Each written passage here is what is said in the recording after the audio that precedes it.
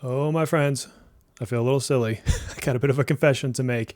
There's some activities I ignored in KR, and apparently I should not have been ignoring them. So today I had a few extra minutes, and I went like shopping in the game, and then I stumbled across the batting cages, which I know has a tutorial, but I've never paid attention to it. And I found something cool in there. I'm going to show it to you. It's going to be a quick video. And it made me go around and do all the kind of home activity things. So I'm in the game. If you hit Q when you're in the game, you pull up this menu.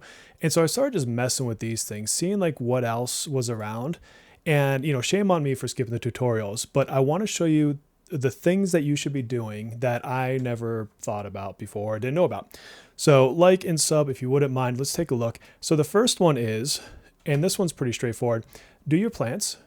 What you end up getting is a little bit of, I believe it's kindness or charm when you harvest something for the first time. So if I go to my bag here, materials, way the heck down here is going to be all the seeds. And it's going to see increased kindness first time harvested, or daisies and stuff like that. So, these different seeds will give you a little bit of extra kindness points. And then same with cooking. Like if I run over here to, I say run, he's like waddling. As I slowly walk to my cooktop, you'll see it still says first. So I haven't cooked this yet. So I'm going to select it. I'm going to cook this bad boy up. And the ingredients were super cheap. So it really wasn't a big deal. And boom, I've made this tea, and then bang, got myself, actually just leveled up my charm. So congrats to me. So, cooking and planting, make sure you do those. Get yourself a couple extra points. Now, if I were to craft this again, I don't get those points again. So it's just the first time, but it's a couple of, added little points. And then the other ones, I never knew this. And now, I do. I feel a little silly. If you go to your activities, I did not know these had shops. So first of all, I've always hated the soccer game. I don't think it's fun at all. But, if you like it, good for you. Nothing against that. But if I go to my bulletins here, and let's just pick band club for a second. Up in the top is a little shop, and check this out. Platinum ticket, Millicoin, some other stuff, bunch of parts, blah, blah, blah. Same thing for our friend the soccer guy here. Platinum ticket, matter of fact, I can get that right now. I'll just go ahead and do that. And then, platinum ticket, Millicoins, etc. You got some of your purple cards. They're great rewards, and it's the same thing at the batting cages. So if we swing ourselves over there really quick, you'll see it there. I'll show you how to get to it because I didn't know that this was a thing. So not Shibuya. What am I doing here?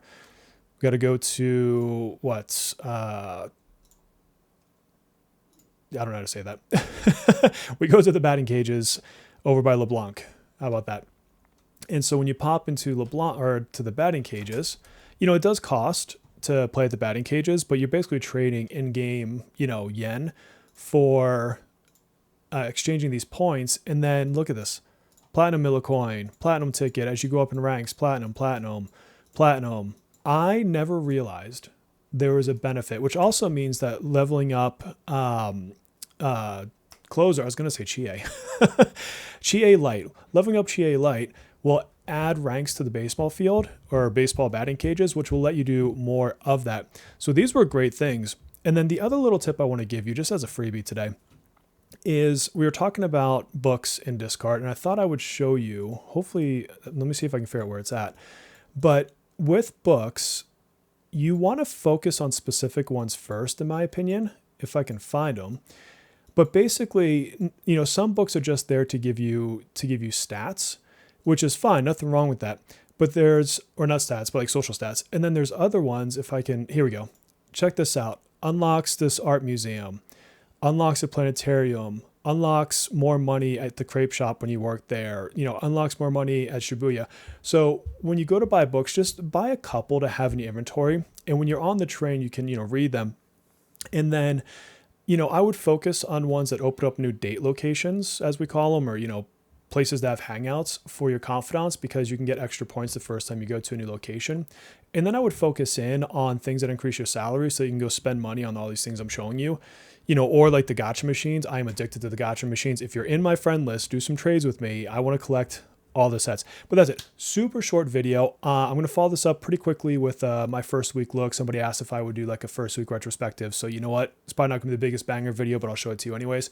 So but this one will get you a couple extra tickets, a couple extra millicoins, you know, some good other loot. So don't ignore these side things when you're finished up on content and you're, you know, find yourself bored waiting for the next content cycle patch. Do these. I'm going to do them. I'm not going to ignore them anymore. And I'm going to go running around the town and seeing if there's other things that I've missed. So that's it, my friends. Like and sub if you wouldn't mind. And until the next video, please take care of yourselves.